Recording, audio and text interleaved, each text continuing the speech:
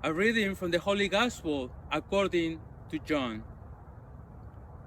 After Jesus had revealed himself to his disciples and eaten breakfast with them, he said to Simon Peter, "Simon, son of John, do you love me more than this?" Simon Peter answered him, "Yes, Lord, you know that I love you." Jesus said to him, "Feed my lambs." He then said to Simon Peter a second time, "Simon, son of John, do you love me?"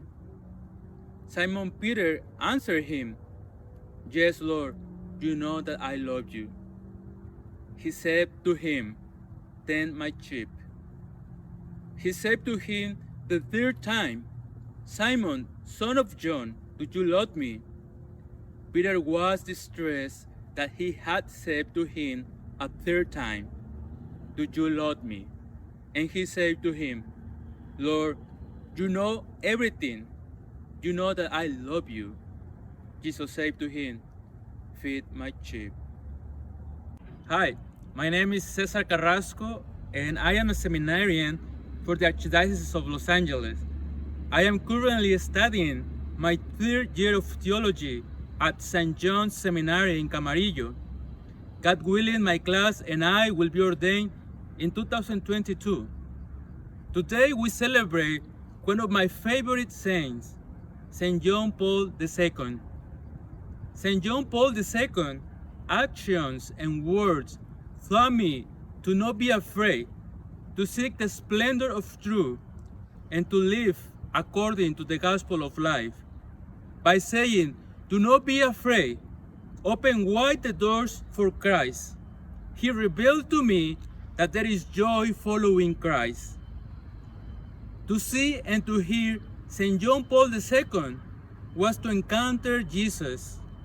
He really proclaimed the gospel with his life and inspired me by his faith and fatherly love. He reached out to young people and he encouraged them to discover their God-given dignity and joy in Christ. After his death, and when the announcement of his beatification was made, I was moved to go to his beatification mass. When I began to tell family and friends about this street for the event of the beatification, many of them started asking me to please pray for them in his tomb for his intercession. They would bring me papers with their petition. I was surprised at first, but I thought about it more. I realized it was a big honor to do this. I began asking myself, who am I that they are going to trust me? I felt humble and a little unworthy. When I was in Rome, at the place where his tomb was, I did just what they had asked me. I prayed for all their intention. At that point, I realized something.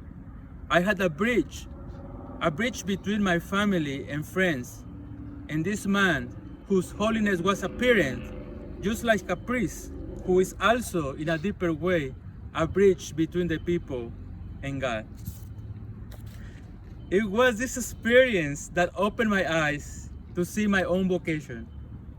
I felt God's call then, and the thought of being a priest became something I cannot stop thinking about it until now. God called me through the life and testimony of this great man, who I am grateful for clearing out my doubt and to really open wide the doors to Christ.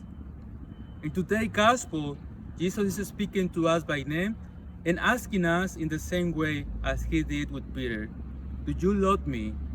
Jesus, with this question, wants us to be open to his love, that we can enjoy this love, and therefore to give us a mission, because only who love like Peter can live the calling of Jesus, "Follow me," and the cross that is present in the disciples' life. So if you are unsure about what path to follow in the life, remember to consider a possible religious vocation. to open to the sign that God is sending in our friends and family, in the everyday circumstances, or in the life of those who are called to be bridges between God and His people.